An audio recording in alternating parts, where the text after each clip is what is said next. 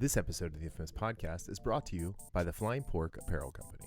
Do you have a moment to talk about the Flying Pork Apparel Company? We specialize in designer t-shirts, several of which are available on our website, flyingporkapparel.com. But we also do custom designs for special events and group functions. The Flying Pork Apparel Company, fielding nearly all of your needs involving t-shirts. flyingporkapparel.com. flyingporkapparel.com. Designer t-shirts for naked bodies. Rated PG-13.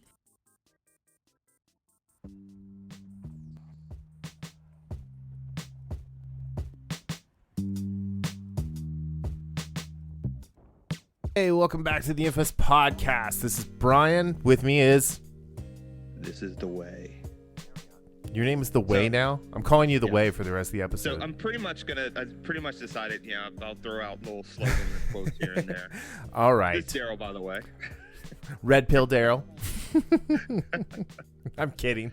Anywho, yeah. All right. This is episode 256. We've got a bunch of shit to talk about this week. We're going to review the Superman Man of Tomorrow animated feature that just dropped. We obviously have The Boys. We're quickly, I think, 2 more episodes after like tonight. And then we got a bunch of news. So, yeah. All right. How you doing? Not too bad. It's Thursday, we're recording on We're Thursday. recording on Thursday, yeah. One of the things I told you, before we started recording is this is definitely fall, and I'm watching this, sort of watching the sunset, been watching the sunset for the last, 20 minutes or so, and I just love this weather. Yeah. I like summer. Don't get me wrong. I like summer for quite a few reasons. Baseball one, other things. But I just love that, just the smell of fall outside. And it's actually fall, It took a while to get here, but we're officially in fall. I think we're here right on time, to be honest. But yeah, I don't know. I like fall because it's my favorite time of year because I like cold weather. And I really like the whole like yoga pants and boot combo that the ladies just trot out, the Han Solo season as it's affectionately called. So what did I just say?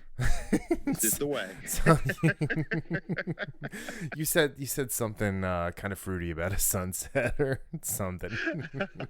This is the way. Darryl likes long strolls in the evening at the fall sunsets, smelling bonfires. Ladies, he's single. Anyway, all right. Hey, cuddling up to my Mandalorian pop, 10-inch pop that I just got in the mail. Yeah, he's ready for fatherhood because of all the Baby Yoda stuff that he has. He's been practicing. Yeah, it's getting a little bit disconcerting when I actually look at him. Like, wow, I have a lot of the child pops. You're like, I have too much. There's too much. Yeah, I think I might have to kind of like roll back on and just chill out for a bit for those. Yeah, that's all right. No worries. Okay. So this week we have everything I said. So we're going to start off. There has been some new news about the Sandman series that's coming to Netflix. So, question. Are you a Sandman fan? I absolutely am not, but I was super intrigued by this headline, which is why I clicked on it. So it's Liam Hemsworth, and I think it's Dakari Montgomery. Is how you pronounce that. Dakari Montgomery, and running to play the Corinthian in Netflix's The Sandman. So I found this interesting because Liam Hemsworth, I'm not a huge like Liam Hemsworth guy. Like I prefer the other two Hemsworth brothers to Liam. And then Dakari Montgomery is one of the best parts of Stranger Things, and he was probably the second or third best part of the new Power Rangers movie. So I don't know. Oh yeah. I think I think the fact that Corinthian is like, or the Corinthian, sorry, is a nightmare created by Morpheus. And it says here to be the darkness and the fear of the darkness in every human heart. I feel like he would be better fit for that role than Liam Hemsworth. I 100% agree with that. I don't dislike Gale / Liam Hemsworth, for those Hunger Games fans. But to your point, I think his brothers are when we talk about the superior Amel, Yeah. it's the same thing in the sense of it sounds like we're denigrating him, We're but not. we're not. It's just that the other two are to me at least, and to you as well, just better. Now, again, I think he's fine. I just think, reading about the role, Montgomery and what Montgomery did on Stranger Things, I could see him in that role. Yeah.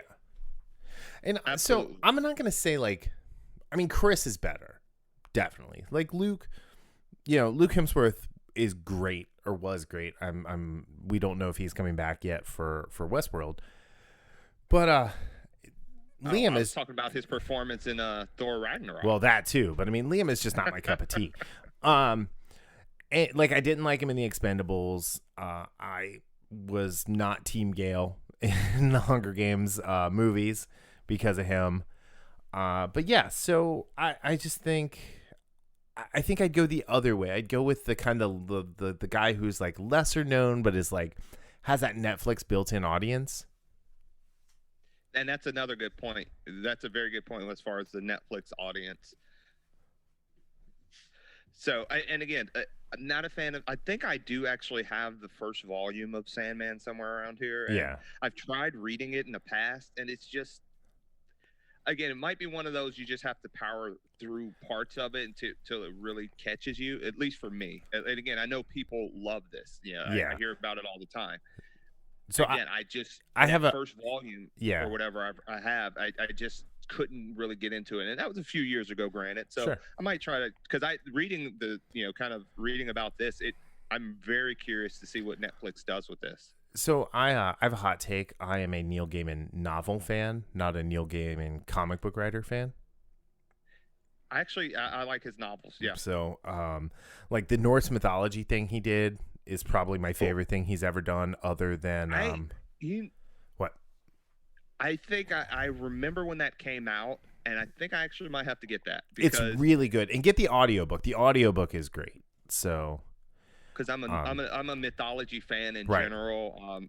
Like on my nightstand, I have a couple books, and one of them was Norse mythology. Nice. So and actually I have a couple credits left. Yeah, still. It's really good. And then obviously Good Omens with Terry Pritchard was the book was great. The TV series not so much. So.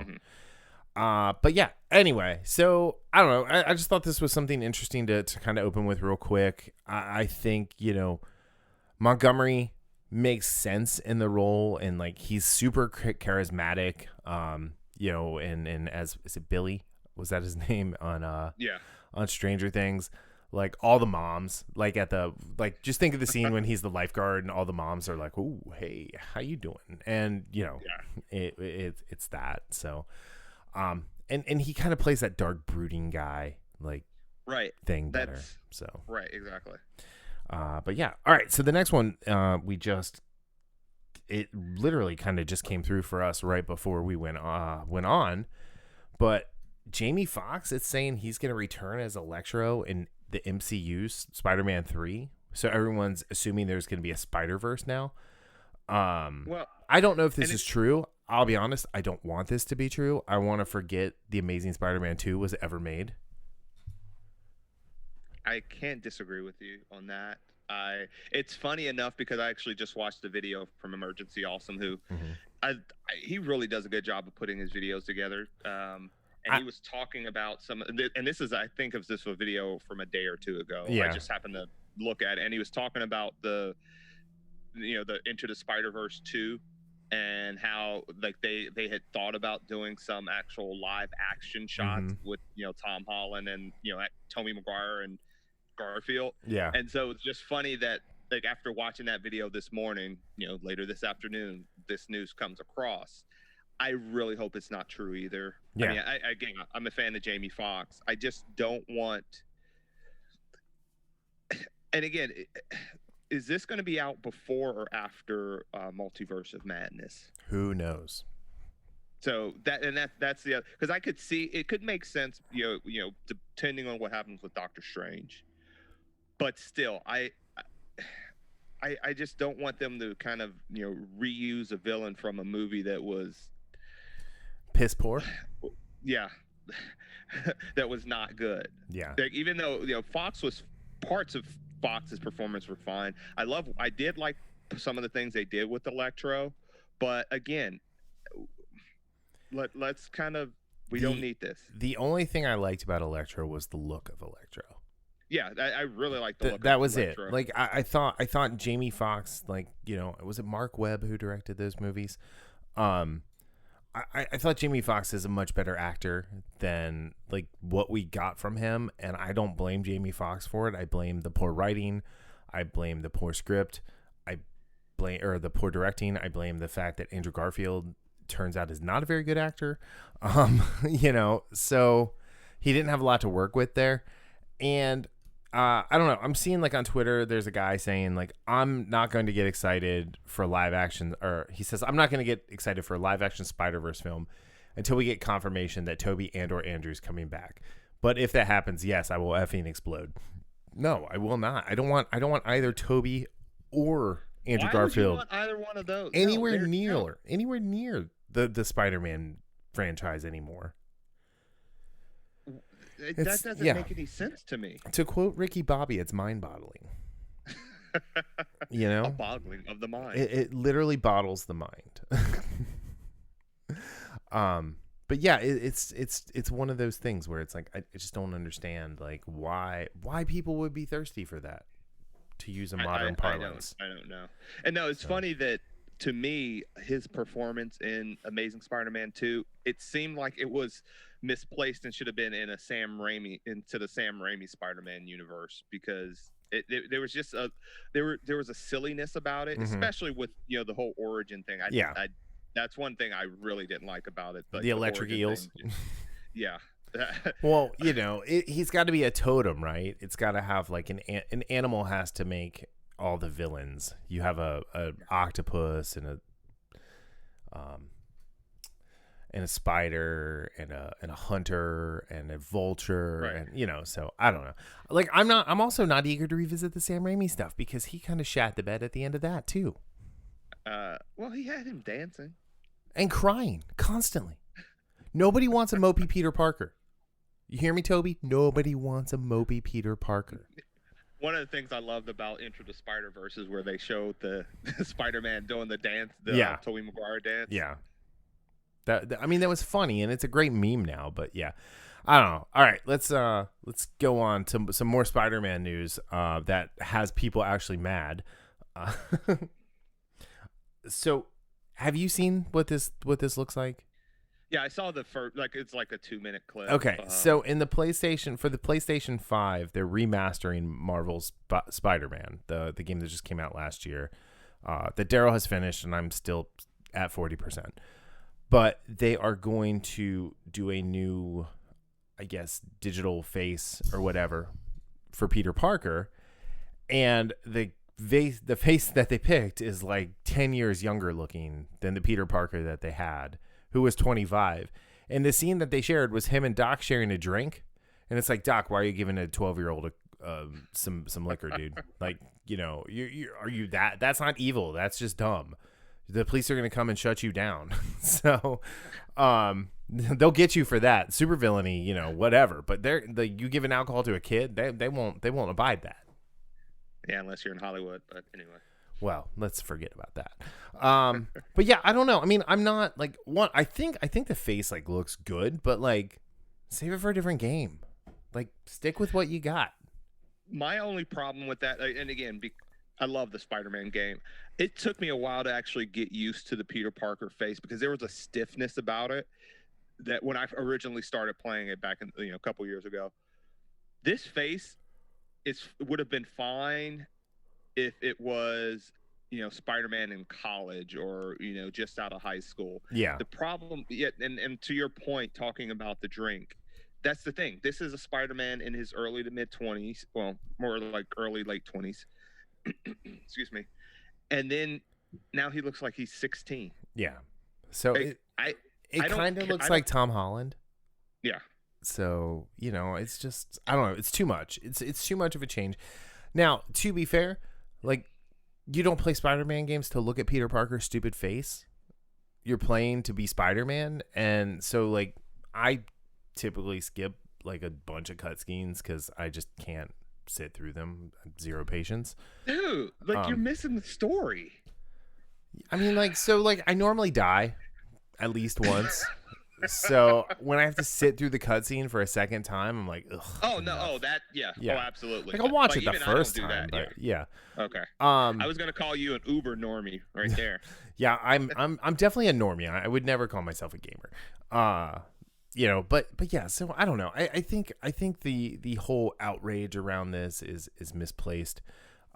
There's better things to be outraged about, which will come with our next story. 100%. 100%. But people, yeah, again, people tend to games, movies, whatever, tend to, the whole mountain out of a molehill. Yeah, that's for, especially with social media nowadays. And again, if you have an issue with it, like again, we both said, like the face is too young. But that's pretty much all I'm going with, in the sense of, like, I probably would never speak of this again unless somebody asked me about it. They just said, and their whole point was like, well, it fit the actor's face better. Like the actor who was doing the mocap, like this better fit his face. Fine, whatever. Just, give him some sand lines, like, weather his face like he's been, riding Shai Hulud. And, like he's calling worms. He age him up a little bit. He's out in the sun all day. Arrakis is a hot place. So, but yeah, it's. Could you imagine Spider-Man on Arrakis? Oh man, he can't swing on anything. No, he'd have to swing from worm to worm. Anyway, so I'm halfway through. So I finished Dune. I'm halfway through Dune Messiah already. So. Yeah, I need to. Well, see, my book, Battleground, the latest Dresden Files book came in yesterday, and I've been kind of reading that and then listening to like the book Words of Rage, this Brandon Sanderson series. So cool. That's kind of where my book sense have been. I'm going through all the Frank Herbert Dunes before December 18th. So keep that date. Yes, keep that date. I saw a really funny thing talking about, why is everybody so excited for Dune? The first movie was a flop. Denis Villeneuve's Blade Runner movie was a flop. They're releasing it December during a pandemic because it's going to be a flop. And they're like, what? It was during a pandemic. It wasn't a flop. So, kind of funny. I mean, the David Lynch Dune is not Dune. Like, it's stupid. Anyway. All right. So let's move on to the next one because I want to talk about this one for a little bit. So the Disney Plus, as the guys from The Watch like to say, have found their Ms. Marvel, Iman Vellani, who looks very Miss Marvel-ish. Let's be honest. Yeah, I mean, she absolutely does. She's the right like look and feel from the comic, but so I found this article on Bounding Into Comics, and it says report Marvel Studios wanted to stay true to the character in the casting of Ms. Marvel with actress Iman Vellani. Great. Zero issues with that. I don't think she's done anything of note. I couldn't find anything on her. So I'm always excited when it's a new actor coming in to take on a role. So zero issues there. I have zero issues with Ms. Marvel. I think she was kind of what they were hoping would be the flagship for the Inhuman push to wipe out the X-Men as far as pop culture goes, when they didn't think they were ever going to get the rights back from 20th Century Fox. And now that they did, and the Inhumans are less and less and less and less and less and less and less of a thing as they build mutant kind back up with House of X, Powers of X, Sword of X, and so I think this is fine. And I think one thing that people need to remember though is the book doesn't sell. She's not like, she's a popular character outside of comics, which is why I think they have a chance at making a really good movie, because there's not a lot of source material to really come from. The place where I have enjoyed Miss Marvel the most is as the leader of the Champions, the young group of superheroes who looked at the older superheroes and are like, you guys don't get it. You're not actually heroes anymore. All you do is fight each other and damage things. We're gonna go in and we're actually gonna like change the world. And it was her and Cyclops and Nova and Vision's daughter, Amadeus Cho. There's someone else I'm forgetting, but it was and it was a really good comic, and it was cool. They had a Hulk, so they were a pseudo Avengers team. But this article, and I'm interested on your take on this, because this article talks about how they were, and I'll repeat the phrase. They wanted to stay true to the character. What about all the characters that they don't want to stay true to? Why is it such a point of emphasis for Ms. Marvel that they stay quote unquote true to the character? Oh, there's a quick, easy. It's because it's an ethnic character. I mean, there's plenty of other ethnic characters that they haven't been true to, though. I was about to say, although take that back, because so when I was reading this article, and I have zero experience with Miss Marvel in the actual comic world. I think you've told me about that Champion series, and I might actually have to check it out, because I will say watching the iteration of Miss Marvel in the Avengers game has really piqued my interest in the character. Yeah, she's a great character in the game. She's a great point of view character to have. She's the Kitty Pryde. Yes. So that, and again, this was when we did the review of the game, one of the things I said is I wasn't expecting a story that I was going to be captured in like I have been in this story. Yeah. Yes, they've made a lot of missteps and they're trying to clean it up, but so that's my biggest, positive for her. And like you said, I do like seeing newcomers in roles, just because they don't have that baggage of, oh, well, this person was in this and this. I don't know if this person can do this because of this role. This is almost like a brand spanking new, just set tabula rasa for this actress. And I mean, I really hope she does well. Now, with that being said, the article itself, when I first started reading it, I thought, they were just going to kind of, I thought they went over too much in the sense of how they had it talking about, the, what's the word you want to say? The changing of characters, of character genders, of character races, and all that stuff. Well, let's use Eric July's phrase, the tokenism of characters. The tokenization, yes. So, tokenization, thank you. Like, here's one thing. The Eternals, nobody knows who the Eternals are. Most comic book people don't know who the Eternals are. I have no clue who they are. The Eternals are boring. Like, the fact that they're making an Eternals movie, again, is mind-boggling to me. I don't care that they're gender swapping and race bending the characters. Yeah. I'm just curious as like why they had to make a point of emphasis here. Because like there's no other way you could have done this character. You weren't going to cast Scarlett Johansson to play a New Jersey I think she's Pakistani or something. She's Asian of some flavor. And they're not gonna cast like ScarJo to play that kind of role. They're not gonna cast what's her name? Hermione Granger. Emma Watson. They're not gonna cast Emma Watson. Frost. I almost said Emma Caulfield. Anyway. Anya? Yeah, Anya. But they're not going to do that. Like that, like her race to this character is key to who she is, and the Marvel game really plays it well. Like about like her from her costume to her thoughts on things to the way she acts, and I mean she's like I kind of disagree with her, July. I don't think she's a token character. I think Miss Marvel was something that they abandoned from Carol Danvers, and this girl was a fan of Carol's as Miss Marvel. She saw it wasn't being used, and she did it as like a tribute, and it stuck. There's nothing wrong with that. She is the Jason Todd of the Miss Marvel. She's the second one, or actually no. Let's rephrase that. She's the third one, because Monica Rambeau. Right. Anyway, so she's the Tim Drake. She's the Tim Drake, and actually, like, she kind of does like fit with the Tim Drake like mythos as far as like she's the kid that was the fan. She figured stuff out. She became the character. Bada boom, bada bing. But if they're going to make these points of emphasis, then they have to take certain characters and be like, we have to stick to this.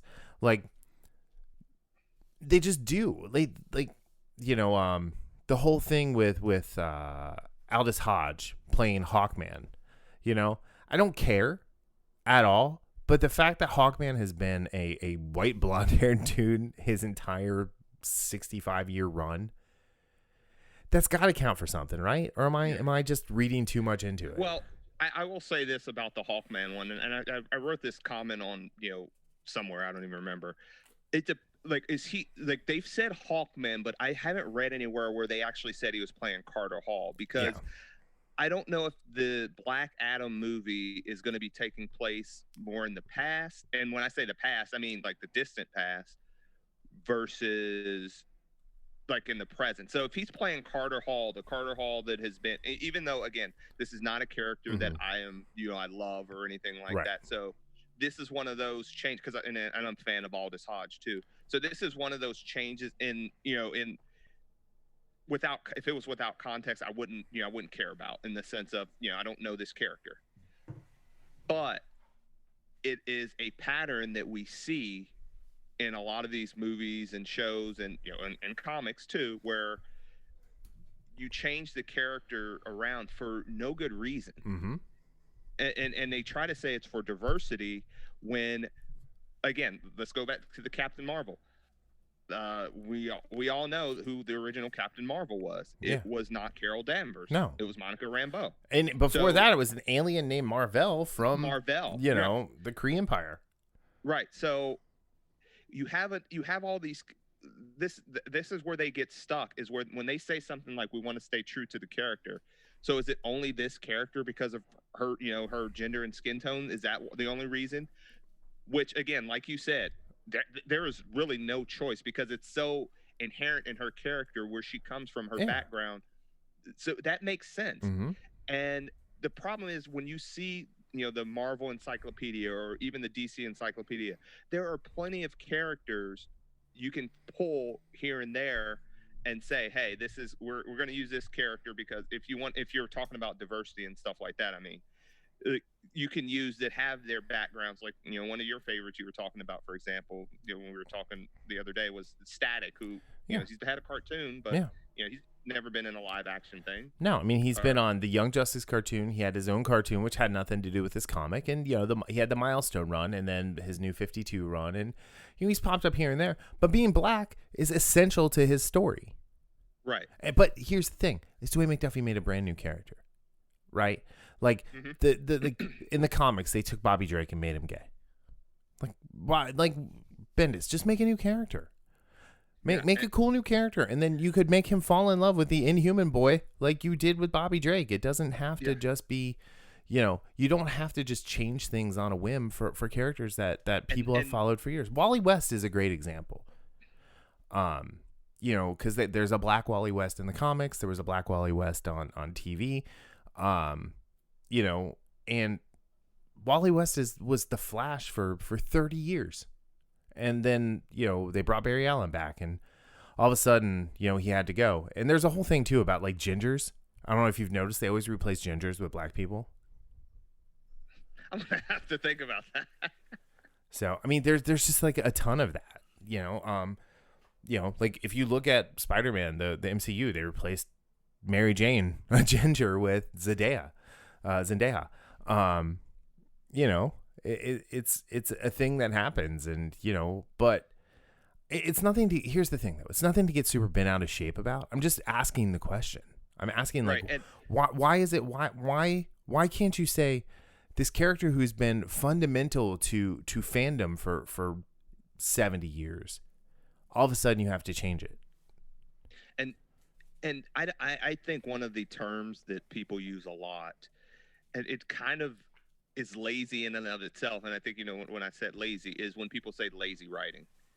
Yeah. And it, because it's a bucket of when people in comments and stuff don't want to explain, or a lot of times they don't know how to explain what they mean, so they just say lazy writing. Yeah. This is an example of lazy writing. And the reason I say that is because what they're trying to do when they do this, and this is what goes into what Eric July is saying, is they are trying to capitalize on the history already established, so the character, and they just shade in the character a little bit differently, or if they want to change the character sets, they do that. But trying to capitalize on what has already been established, so they don't necessarily have to go through that work to establish the character, make the character interesting so that character can stick. Because let's be honest, there are tons of characters that don't stick, and they are of all races and nationalities. Oh, absolutely. And all that stuff. So I think that is lazy in and of itself when they do that, just because they're trying to use that. Hey, people like this character, so hey, if we change this, that, or the other, we don't have to do all the hard work of building that character up. Right. I mean, I'll give some examples. Bugs me. Starbuck, Kareth Race worked. Boomer worked. Madeline Stillwell on The Boys worked. Mallory Grace on The Boys worked. Stormfront on The Boys works. Right? But it's not because they went and said, "Oh, we're just going to gender swap." They thought about it. They made the characters were they had the same name, but they were new characters. Because Mallory's story is the closest to the version in the comic, but it makes more sense. Like, a grandmother would definitely be more pissed off about her grandkids getting burned alive. Madeline Stillwell controlling Homelander through, sex and things like that definitely makes more sense than some dude who just yells at him and degrades him, Right. Like, that stuff works. Katie Sackhoff is a goddamn treasure and amazing. And, that just works. Yeah. And again, that goes to, so a lot of this, the swapping and the gender bending, a lot of it is followed by poor writing. And you just gave all of these examples of doing the exact same thing, but having great writing. Yeah. But let's go to The Flash and look at Kieran, right? That's his name, Kieran, who played Wally West. Oh, yes. Right. Awful. He was a horrible Wally West. He was a horrible addition to the show. He dragged it down every time he was on screen.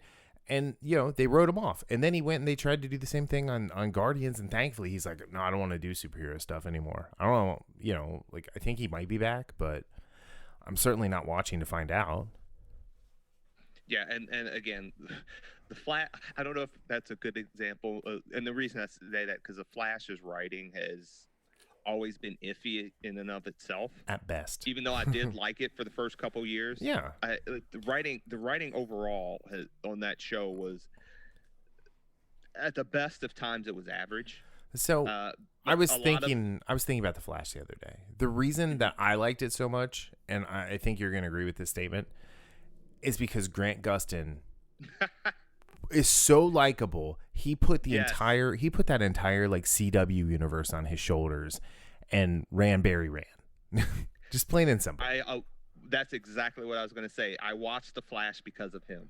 So, that's the only thing I miss about not watching The Flash anymore, is inviting Grant Gustin into my living room 22 weeks a year.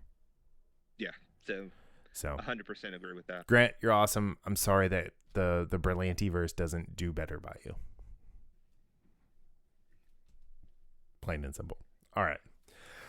So, yeah, I don't know. Just kind of, it's weird. This article kind of I don't know. It didn't trigger me, but it just left me with more questions than I had answers for. And I felt like it was something that we could talk about. And, and I don't have any issues. I'm definitely kind of excited what they do with the Miss Marvel.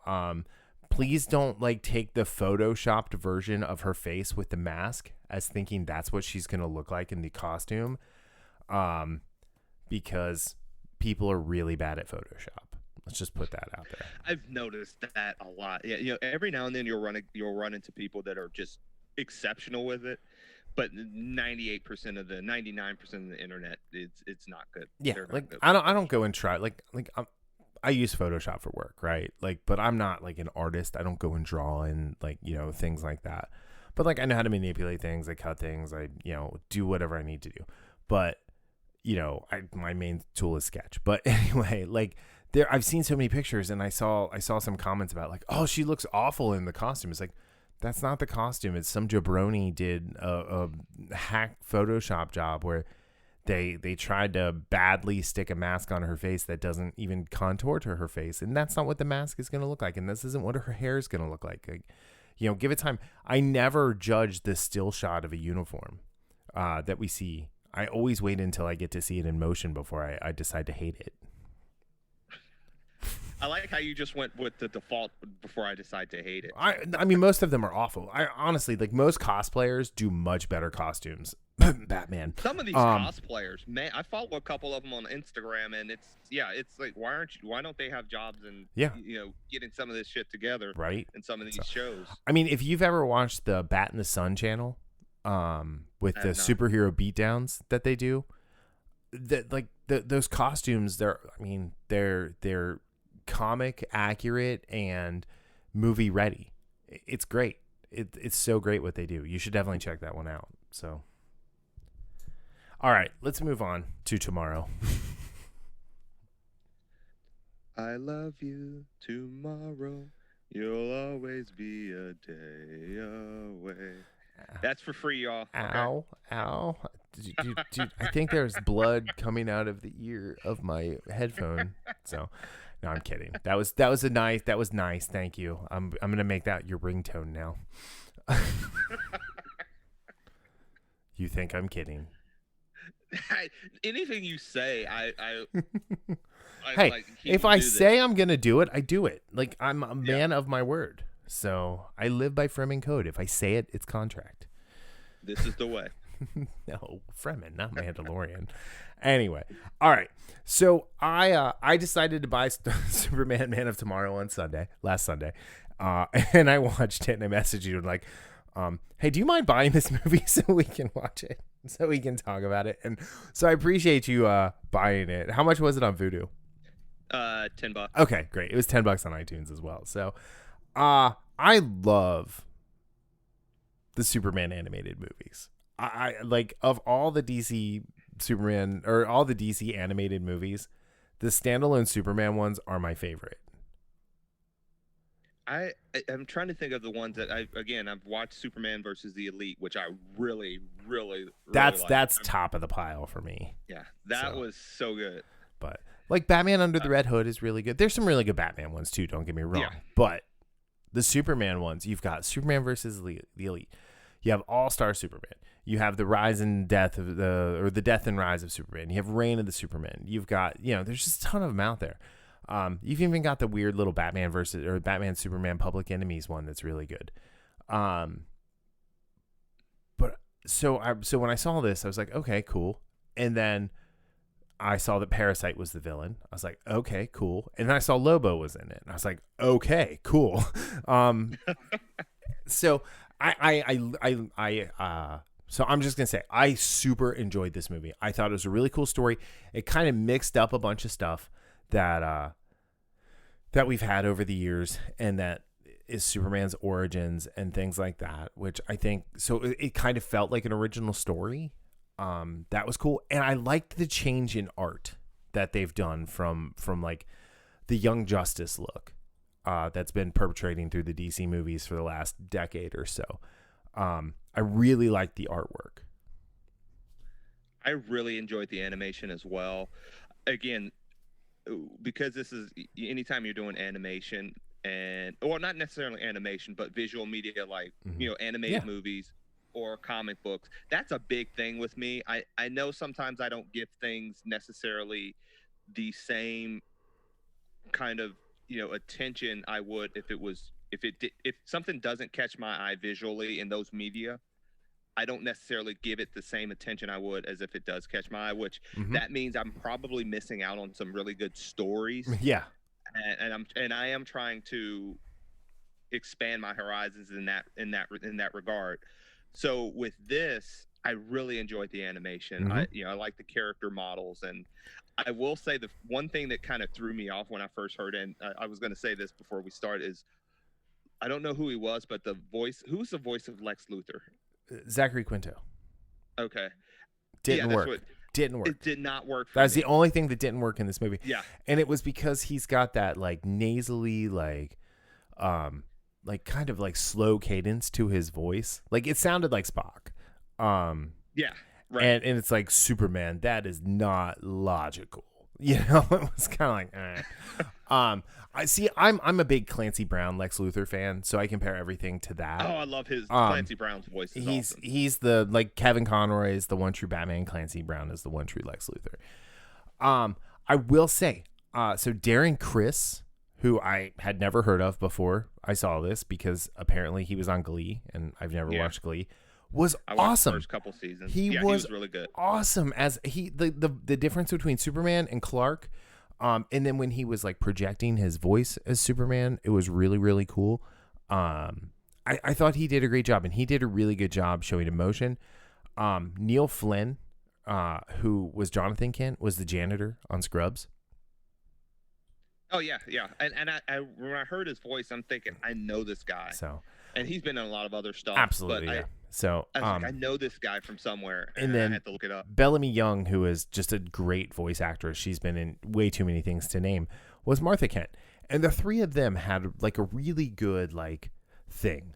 Like, like, I don't know what it is, but that was it, sort of a thing. Right. And I liked how Neil Flynn had a bit of a country accent, and then Bellamy Young's Martha Kent didn't have any accent because Martha came from the city, like, so they told a whole bunch of story right there without having to tell me anything. Yeah. But that was cool. And real quick, Bellamy Young had the best line in the movie. What's that? When she gave Clark the costume, she was talking about how, like, she made it out of the only material she's known that has been to space. She made a cape, and then she made the rest of the pattern off of that nice Batman fellow from the news. Yeah. And I missed it the first time I watched it.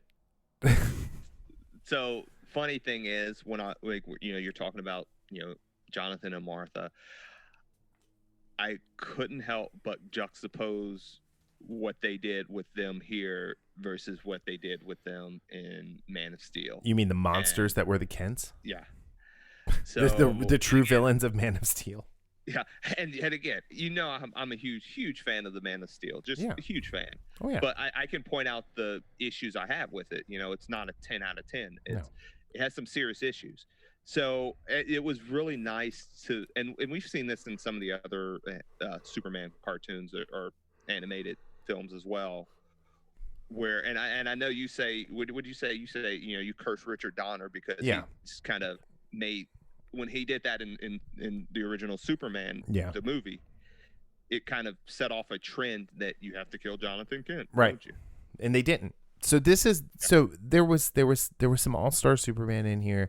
There was some John Byrne's Man of Steel in here.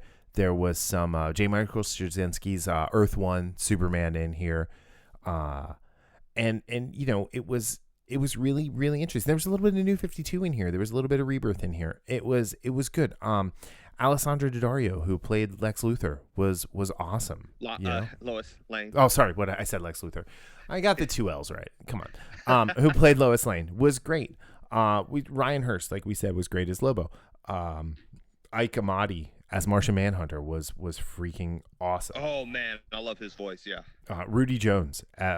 Rudy Jones. Brett Dalton, who was on Agents of S.H.I.E.L.D., played Rudy Jones / Parasite. He was great too. There was, like, honestly, the only weak part of this movie was Zachary Quinto, and he was in it for so little it didn't matter. Right. And the other thing that I won't say I had an issue with, but I've had issues with this in certain movies and other comics and books and stuff, where they make the villain or the antagonist so massive from a size standpoint. And again, this is what I would call a small gripe. Although what I loved about that was, and I kind of saw it coming, but what I loved is when he stands in front of Parasite and tries to catch the humanity, not only of the Parasite, the man, but the humanity that he took from Clark. And when Parasite sees his family there, and there's that that explosion at the plant, little things like that make this much more than just a fun romp. in the sense of, hey, this is just going to be a fun time, a lot of action and all that stuff. Well, I thought there's a lot of humanity in it. Yeah, I thought the way he was dealing with his powers, because like he did not learn who he was. There was no like, oh, he found out who he was on the farm, a la Smallville, or a la the Donner movies. He found out later because of Lobo, which I thought was a really cool twist. I thought Martian Manhunter was a really good addition to this, as kind of his superhero Sherpa, if you will.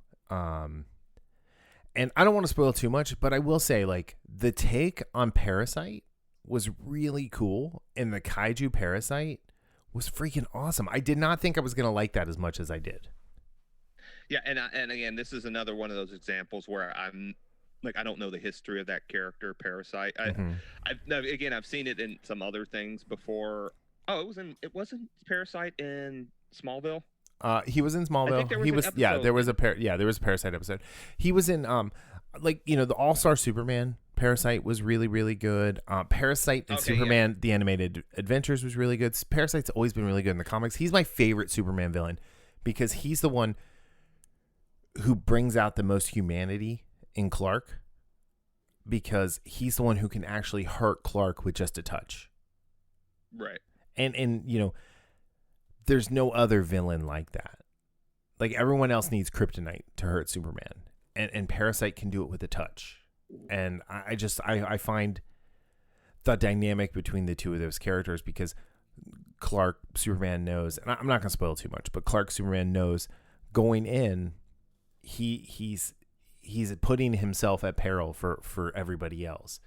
Right. But he's still going to do what he would. Still going to do it. Yeah, he's still going to do it. And like you said there with the whole thing with the family and stuff, he knew what was going to happen.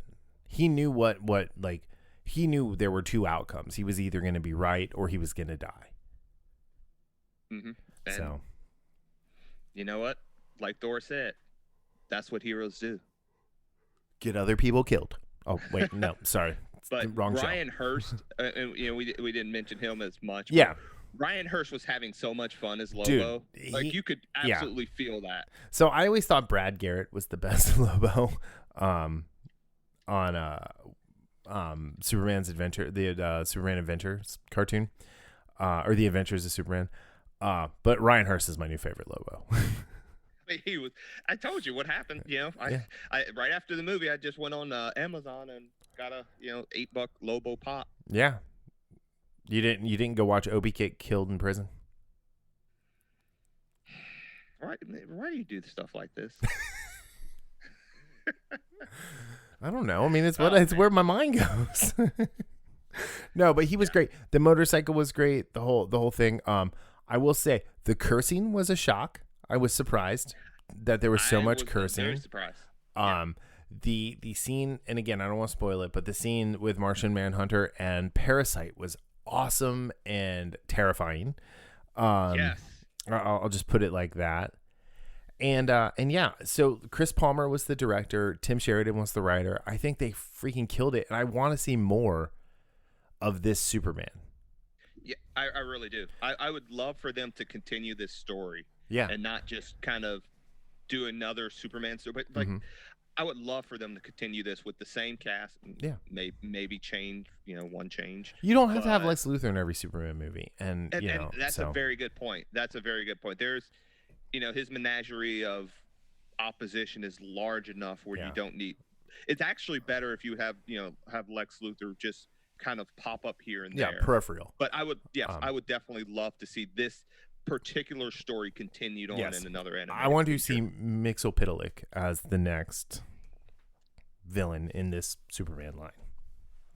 That's another one that was in Smallville. Yeah, he was great in Smallville too. But yeah, I think I don't know. I just really liked it. I thought it was really good. I've watched it 2.5 times. So yeah, this is one of those I will watch again. Yeah, and I can't always say that with movies that I've gotten or anything. Like there are times where I see a movie and I say, "Yep, I like it or I don't like it. Yeah, I'm not gonna ever watch it again. Yeah, like I thought, like, I bought the pack of Happy Death Day, and I'm like, sweet, I'm gonna watch both Happy Death Day movies. I still have not watched them. I've owned them both for like 6 months, so, and they were on HBO for a long time, and I still didn't watch them. So yeah, I don't know. Like I said, I really really enjoyed it. I thought it was good. I think it's a solid 8 out of 10. Yeah, I have it at 8 as well. Cool. 8 capes out of 10. 8 capes out of 10. Nice. That's a lot of capes. Yeah, so check it out. It's video on demand right now. So it's well worth the purchase. It's $10 right now. Worth buying. All right. So we've got whatever the episode before the penultimate episode is called. That's what this one was.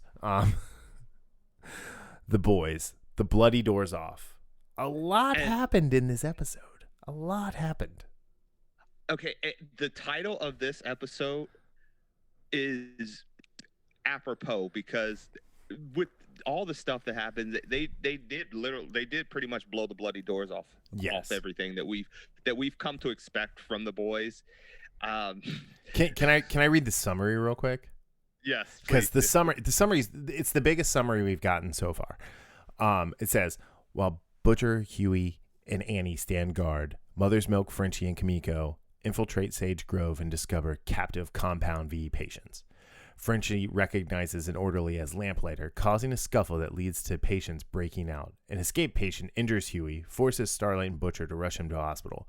Forced to work together with Lamplighter, he informs the boys that Vought is attempting to stabilize Compound V in adult subjects.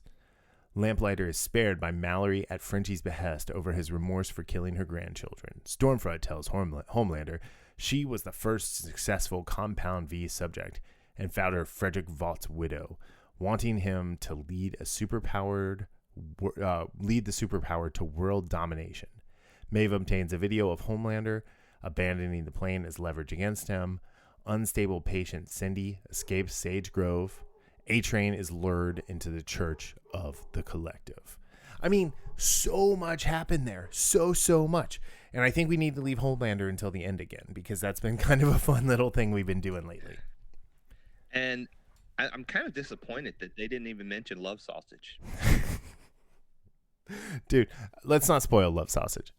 Okay. Just no Love Sausage. Just Love Sausage. That's all you need to know. Okay, yeah. So when I watched it again last night, I could not stop laughing at that scene because of Love Sausage. And hold on, the funniest thing for me, well, first of all, that is just that whole thing is hilarious. But Frenchie's face, and then you pan over to Mother's Milk, and what he says is like, yeah, was that what I think it was? Yeah. So all right, you're gonna spoil it if you go too far. Yeah. So all right, so Huey, Butcher, and Annie, Huey, Dewey, and Louie, had a pretty nice little adventure together, don't you think? Yeah, and I will say that Annie shows the hardness that she's getting, to her character, from all the stuff she's experiencing. Yeah, thanks, in a couple ways. In the first way, when it first starts, is when she actually stands up to Butcher. Yeah. In a way that someone needed to stand up to him in that way. And I've always thought, and again, I don't know if I've said this since we started reviewing the season 2, but I've always thought that he has a lot more in common than he thinks with Homelander. Oh yeah. And for someone to actually put that into words, I love that scene just because she's like, oh yeah, you're just nothing but a bigot and a bully, which he absolutely is. Oh, and I said that last year. I was like, he is not a good guy, not at all. Because he's not a hero. No. Just because he's like in that league of protagonists. He is he's not someone that you're like, well, I mean, I guess we're rooting for him, but at the same time, it's like, dude, I would not want to be partners with him. No. Because I wouldn't trust him. No, not at all. No, he was like the two of them were really good this episode too, because like when they had the interaction with that guy in the middle of the forest on the abandoned road, and he's smiling at her and she's like, don't give me that smile. Don't give me respect. And she's begrudgingly happy that she's got his respect though. So, We did learn what her weakness was, which I found very interesting. Yeah, I didn't, and thinking back, I didn't realize that she actually had that. Yeah. Which, because it's one of those things you never think about, and it's like, So just because she's always been in a situation where she's had access to power. So my curiosity though is like, is she still like nigh invulnerable like when she's not around electricity, or is she just a regular person? Well, and again, I was just going to say, I think it's just she can't use her electrical abilities, but again, who knows? Yeah, like, that's one thing they didn't really give us more about, but I'm thinking it's just her electrical abilities. Okay, but again, like I said, who knows? Yeah, who really knows? But and then they fully bond when they're when they get Huey to when they're saving Huey's life. Yeah. Well, no, I mean when they get to the hospital and they're kind of bonding over some of the silly things he does or about him. Right. And then she says, "Neither one of us are good enough for him." Yeah, that was a good moment, and they both kind of agreed, and and then they did it right on top of him. I thought that was really weird, but hey, what to each their own, right? I'm kidding. That didn't happen. That's fanfic right there. That is total fanfic.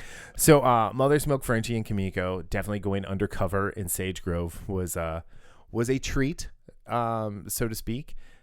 Frenchie just we got Frenchie's backstory in this episode too. I love how they did the backstory. Was really good the way they tied it in, and we learned so much. And Marvin's Mother's Milk, his realization of why Frenchie kind of abandoned his post, so to speak, was really, really good as well, and kind of heartbreaking at the same time. It's been one of these seasons that we've learned so much more after they did the pseudo world building in season 1, and now they're just no pun intended, blowing the doors off of this world and showing us everything. Yeah, I love. Yeah, I was going to say I love Frenchie's character. I love most of these characters in some way, shape, or form, and not necessarily in the sense of I love rooting for them because I love Homelander's character, and he is a slime. Homelander might be my favorite character. I know I always say it's Starlight because I'm afraid to say it's Homelander, but I think Homelander's my favorite character. Oh, I absolutely love and Anthony Starr and his. But watching Frenchie, and seeing just one, I actually also like kind of like that when they went back in time and we saw the boys together, and then seeing what happened and seeing the pain and everything that Frenchie has been carrying with over all these years. Yeah. And then when Mother's Milk was like, dude, why didn't you tell us? We would let you off the hook. Right. And he's like, what makes you think I want to be let off the hook? Yeah. I mean, that was such a one of those. It was a really cool moment. Moments. Yeah. Yeah. Yeah, I don't know. I thought that was really cool. I liked how him and Kimiko finally made up. I actually, I want to make sure I get the right Ashmore. Sean Ashmore, as Lamplighter was really good in the scene in the past where he came in and they're all laughing at him. They're like, and he's, he's like, why am I here? And they have some sort of dirt on him. So I hope we figure out what that is soon. Because nothing stays secret in this world. Right. And that was another example of good writing where, they've put Lamplighter as this, oh, you like the torch children. You like the torch children. And we find out that he's in a way suffering from his own guilt. That, the same way Frenchie is when he's like, I didn't know. And Sean Ashmore's face on that and his delivery. Yeah, it was really good. You really felt for him, and you all of a sudden felt sorry for him, even though you didn't want to. Yes, and that's that's one of those things, and we talk about it with Homelander a lot in the sense of it's good acting, it's great writing, and it's great acting where a character that's is the bad guy, and they still can touch that humanity on you where you say, okay, I feel kind of bad for this person, even though I'm still not a fan of what they do, but I actually kind of feel bad for this person. So, and he in that scene, he did a good job. So Anslem Richardson wrote this episode, and it was directed by Sarah Boyd. And they've been in a bunch of the episodes in one role or the other, right? Right. They're like I found them as like a really good team because like this was a self-contained episode 100%, right? Right. The only big thing was letting out what Vought was doing at Sage Grove with Compound V. The rest of it was like this was the transitional episode to the climax of the season, and Right. it was about bringing Annie closer to the boys, and then letting us know about the continued degradation of the Seven. So Maeve, for example, had the video. So we've been trying to figure out what she was doing with the Deep for the last couple episodes, and she sent him on a mission to find a phone or something from the wreckage of the plane that her and Homelander took down. Yeah, and I like how they made it. I think it was a GoPro, which again, GoPros are one of those things that you can take underwater. Or whatever, Yeah. Which, So no, I think it was it a GoPro? I couldn't tell if it was a GoPro or if that was just a charger for that particular phone. it could have been. It might have been. But my question is this, and I think we'll get this answer. But I thought it was interesting that they never showed Elena's reaction they just showed her facial reaction, Mhm. but she never gives a verbal response to Maeve about what she's thinking when she sees what happened on the plane. Right. I found that interesting as well because I think she wants to be with Maeve. You know, at least that's how I look at this. Like, she wants to be with Maeve because she truly loves her, which is why it was such a problem for her with everything and why she kept pushing her away last season and earlier this season. And now that they're together, she's happy. And this is a way for Maeve to be happy. And that's what I think she really wants. Yeah. And so that's one of those. And Maeve kind of tells us a lot about everything that was going through her mind, which we already had an idea Mhm. during that scene last season. A lot of stuff going through her mind, but having that kind of almost cliffhanger in the sense of what is Elena going to say? Is she going to kind of shun her because she didn't stand up to Homelander? Is she going to be like, hey, Right. I can't believe you did this, but I understand. What are we going to get? And having that kind of cliffhangery moment for Maeve's storyline, especially considering everything she's a character that's gotten. I think she originally started out as wanting to be a hero, kind of like Starlight, Mhm. and that's why she's over these last 2 seasons has given Starlight really good advice. Yeah. Even if she said it with the kind of like that beaten down, downtrodden Mm-hmm. face and expression, she's telling her the things like, "Hey, I used to be like this." Yep. And she sees a little bit of herself in Starlight, so I want to see her get back to what she can be. Yeah.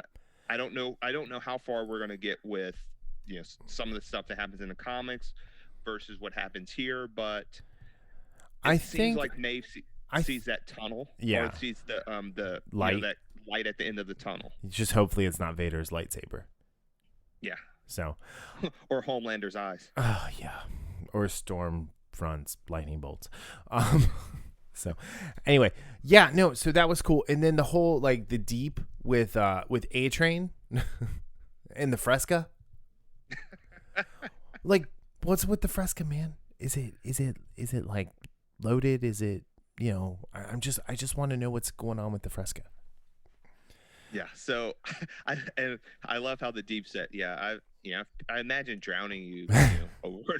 Dude, Chase Crawford's delivery as the Deep is so good because he's just so he's Charlie Brown with gills.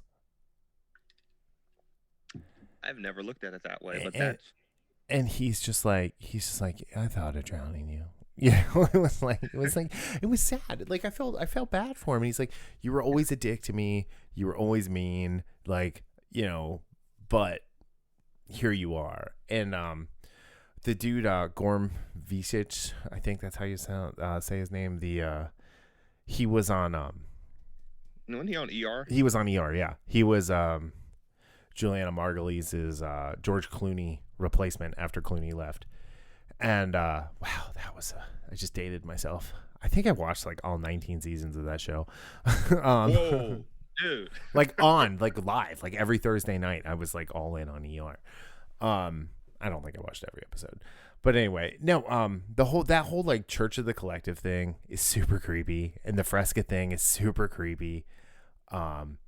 Bringing A-Train in. Can we talk about A-Train's like anthem, his rap that was done by a white guy, like who was just like had the sick flow, to use a term that the kids use these days, maybe, I don't know, a couple years ago, but that was hilarious. Like it was great. And then she's like, yeah, we got like Little Nas or somebody who's gonna do the Lil Nas like, X, I think. yeah, Lil Nas X is gonna drop the not a good showing for Ashley, just a little bit of Ashley, but a good showing for Ashley this week. But yeah, I don't know, it like, and they're like, well, they're just gonna give Slipknot or Sonic Boom or whatever the A-Train costume. You think you're A-Train? They own the copyright to that. You're just nobody. And it's like, oh my god, wow, that was so great to see. Yeah, and again, I've said that, I've already said this, but his storyline is so, it runs in parallel to so much we see. And again, as a sports guy, I watch, my sports watching has been down, for the last couple of years. But overall, in sports, you have a certain time frame where, you have to get that. And if injuries happen or age happens, a lot of these teams are just saying, hey, you know what? You were good while you lasted, but it's time to move on. Yeah. And A-Train is that, aging athlete. Well, he's not an aging athlete. He's actually an athlete that's coming back from an injury. He's like Delonte West. Which, like, think about it. Delonte? Well, he got hooked on like meth and shit. He hooked up with LeBron's mom, and then he got into drugs. And then LeBron dumped him out of the league.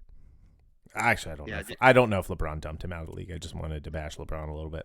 But no, I mean, like he's kind of like in that line. He's a guy who's got problems, and hopefully he gets them fixed. I mean, I think he's ruined his heart though with all the compound V. So right. Which the whole thing about like making the compound V be stable in adults. Is this the way that we get our superpowered boys from the comics? Yeah, that's what I'm wondering, because with the advent of bringing Stormfront in, I think it's great that we've had a couple seasons of these non-powered individuals going against the Supes, but it's just an untenable situation. It is. They need to even the odds. So sooner or later, I think they have to get dosed up with V, and what happens. Yeah, no, you're right. All right, let's talk. So we got, if we're going to talk about Stormfront, we have to talk about Homelander, because they were super intertwined this week. Let's talk about the opening of the episode. Hey buddy, what you got there? So when I first saw the opening, the first thing I thought was Wedding Crashers, the dinner scene. Right? With Isla Fisher. That's the first thing I thought of. Did you half expect her to stick a dirty sock in Homelander's mouth? Anyway, so, it's Isla, by the way. Isla Fisher. Isla. Anyway, yeah. No, but like, one, it was super gruesome. Two, it was kind of hot, because eye cash. But yeah, and then the way she has him wrapped around her finger now. But wait, hold on, before you say, that's what we thought, and then you see that insecure part of Homelander come out when she doesn't show up, when he finds out that she didn't go where she said she would. No, it was just that she was gone, that he didn't get his way. Yeah, like he's so used to getting his way, when she's like, "Oh no, I gotta see my social media guys," and she went off to Sage Grove, obviously. But and like, because he was like, "I have a surprise for you," and it wasn't sex; it was just the cheesiest flower bouquet ever. Yeah, you know. But what I was saying is, he didn't get his way, but then he finds out she wasn't there. So his issue was not his main issue, but another part of the issue that compounded, not getting his way was that she lied to him. Yeah. So when he came to her and you say you're, durable or something like that. Let's see how durable. And that's when that whole speech she gives him, that's when it's like he's there hook, line, and sinker. Oh, now. yeah. Oh, yeah. Because... Like, I mean, she played into his whole ego right there. Right. So. Because she said, and again, I don't think he doesn't give two shits about her plan in the sense of, what she's trying to do. He just sees her as someone that she said she loves me. Mm-hmm.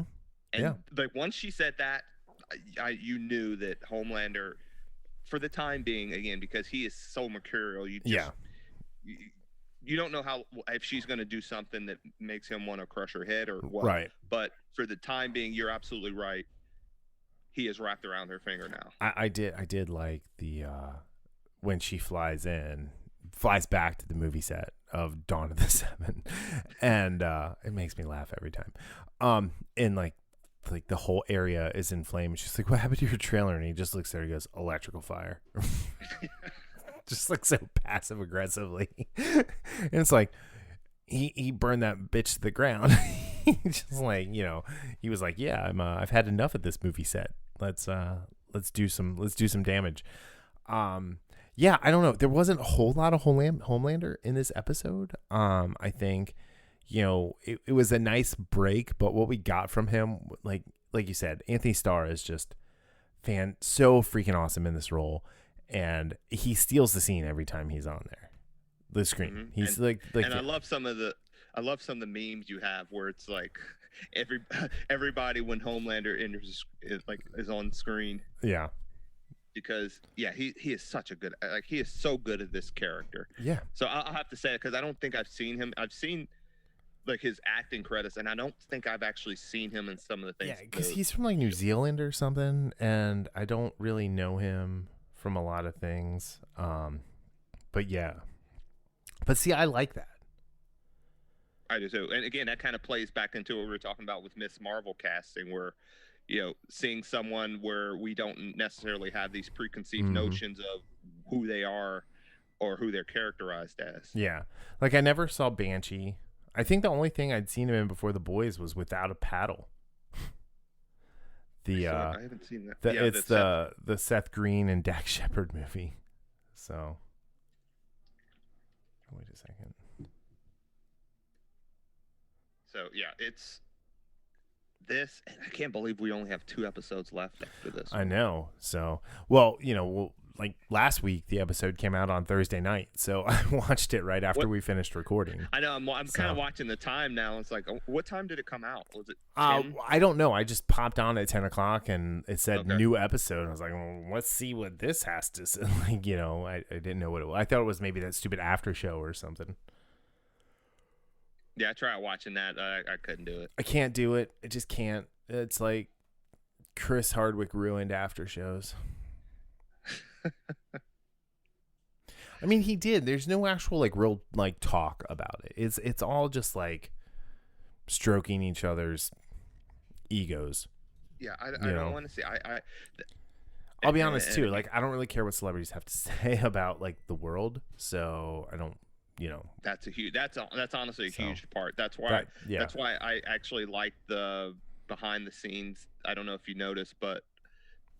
I don't know when this came out, but I saw on Netflix yesterday they have the behind the scenes of The Witcher, and it's just 5 or 6 minute clip or 5 or 6 minute kind of behind the scenes of each episode. Huh. So that was pretty cool. Interesting. So, but where do we go from here? I don't know. Episodes. I don't think I even want to guess. I just want to enjoy it and watch. And that's one of the things I try to make myself do. I've done less of. Is trying to kind of postulate what's going to happen. I did a couple weeks ago, one of the things I said when it felt like Huey was kind of losing it. Yeah, I thought this is definitely leading towards him taking the V. But again, as our, as we're just talking a few minutes ago, Yep. I think all of them are going to have to. I think I dose think up. they're all gonna dose up. Because I did see the preview and it looks like Starlight's cover's blown. So Where did you see was it on? Did you see it on? on the YouTubes. Prime? No, just on YouTube. Oh, okay, I on went, YouTubes. just went on YouTube's and looked it up. So I spend all day on YouTube Okay. anymore, like, sourcing news and Yeah, stuff I like that pretty for much- work. So Yeah. anyway, but yeah, no, it was a great episode. Like this whole season, I have really, really enjoyed, and I don't think it's missed a beat from the first season. And I think it's taken the first season and expanded on it and made it even better. Yeah, and again, I know people are saying, "Didn't you all say this the other an episode or two Yeah. ago?" Or it is. It's true. It's not something. I love how it, like you said, it expands the story. Which, by the way, this means that we are going to get somewhere down the line an origin story for Mother's Milk. Yeah. I mean, we have to. Oh yeah. He's the only one So- left. Yeah, So, but like it's expanded it, mhm. but it hasn't overexpanded. Correct. They're where it's that just right, not too hot, not too cold. It's just that just right type of natural expansion from the season prior to it. Yes. And I'm loving getting to know these characters better. Mm-hmm. I really love some of the additions to Yeah. this show, Like Cindy. I mean, Aya Cash, great addition. Terrible character, great addition. Right. Cindy is going to be an awesome addition, I have a feeling. The girl with the crushy ability. Yes. And who's also invulnerable. Really cool. So, yeah. At least bulletproof. So, yeah. She may not be nigh invulnerable, but she's definitely... Well, no, because she got the shocky. which means she's durable. I don't know if she could take Homelander's lasers, which I mean, she I don't could know. probably just crushy. So... Which that's See, I'm hoping they'd recruit her. That's what I'm hoping for. yeah. So anyway. but yeah, overall, I'm really enjoying this season. Yep. And I mean, again, this is another episode. I'd give this an 8.5. Yeah, at absolutely. least. I think this one I'd had like a keep it- 9.2 or something on IMDb. Which I could, and again, I sometimes try to, like, I don't want to oversell things, but it's a great episode. And I don't use that much, but Yeah. a great episode with Well, some great yeah. character moments. I mean, the cool thing to think about, right, is it's 8 episodes, so there's no filler. Yes. It's all story. And even though this, like I said, was a transitional episode that, it got us where we needed to go, and it moved the story along, and yeah, it did good stuff. So I was very pleased. The more I see shows like this where they have these 8 and 10 episode seasons, the more I think more shows really need to do Yes, this. every and show again, with should. network shows, Yeah. I get why Yeah. they're not going to do that, because See, I think with advertising network and everything. shows, if you do like 10, 13 max, like you can do more shows and you can do better shows. Anyway, all right. So, just the ratings on Internet Movie Database, IMDb. The first episode 8.5, the second episode 8.1, the third episode 9.3, fourth episode 8.2, fifth episode 8.6, this episode 9.3.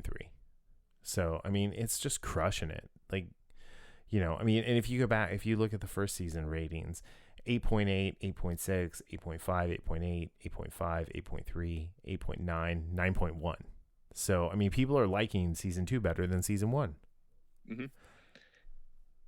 And I've seen a couple people say they didn't, which again, That's fair. Like, that- it's all that's fair. it's That's fair. art. Like, it's absolutely. I mean, it's horribly gruesome and gory art, but it's Which still art. again, I understand why people will be turned off. Some people just like it's funny because I watched. I told you I watched reactors, and some of the reactors they can't watch the gruesomeness. They'll turn away. And there are some people that I would not recommend this show to, because that I know who can't handle violence and stuff Yeah. like that. Even though this show is so much more than that. Yep. Like there are some people that just can't get past that. Correct. So Correct. I get it. I get it. All right. But yeah, I'm really loving what we've seen so far. Yeah, and I really hope the episode's on in like an hour and a half from when we're recording this, because I want to watch it so bad. All right, cool, man. I think we said everything we can say without like spoiling some cool stuff that happened. Yes. So like the alley scene. But yeah, all right, cool. Well, hey, real quick shout out. Thanks, Julian Brown, for being a patron. Check us out, patreon.com/infamouspodcast. You guys actually get episodes like The Boys comes out early on Thursday nights. You get our episode early on Thursday night. And I also want to thank Flying Pork Apparel. So I sent you the pictures. So I sent Brad an email earlier in the week with a couple like superhero designs, logos. I said, hey, can I get this shirt, like these two shirts with these color schemes and everything? And 3 days later, I'm wearing a Red Hood shirt. So these are pretty slick designs. Yeah, I think I posted them to my Instagram. I think if I didn't, I will. But yeah, like check out Flying Pork Apparel. Like, you know, they're a sponsor. They have our shop. Like, if you want to help support the show, like go buy a t-shirt or 5. You know, Christmas is coming around the corner. Buy t-shirts for all your nerd friends. But yeah, no, I love having Brad as a friend because I just like come up with ideas and he makes them real. Makes your dreams come true. Yeah, I mean, I still have your Infamous Podcast shirt in Krakowan, so you just gotta come up here and get it. Just because you forgot it when you were down here. I totally forgot, but like, I'm glad I did because I got you another thing too that you're gonna like. That's a secret. Oh, really? Yeah. So, anywho, on a that. Cad Bane? No, I did not get you a Cad Bane. You can only buy one, and I'm not giving you my one Cad Bane. Oh, whatever. I did get 2 armorers though, and that made me very happy. Yeah, I did too. Because I got 2 and somebody didn't get any.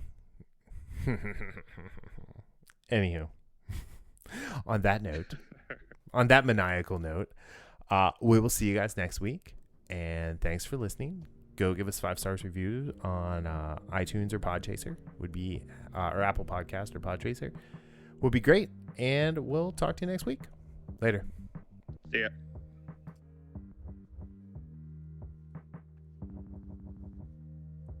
The Infamous Podcast is recorded in Kings Mills, Ohio, just north of Cincinnati, with new episodes out every Sunday. You can find more information about the show online at infamouspodcast.com or on Facebook, Twitter, and Instagram as @infamouspodcast.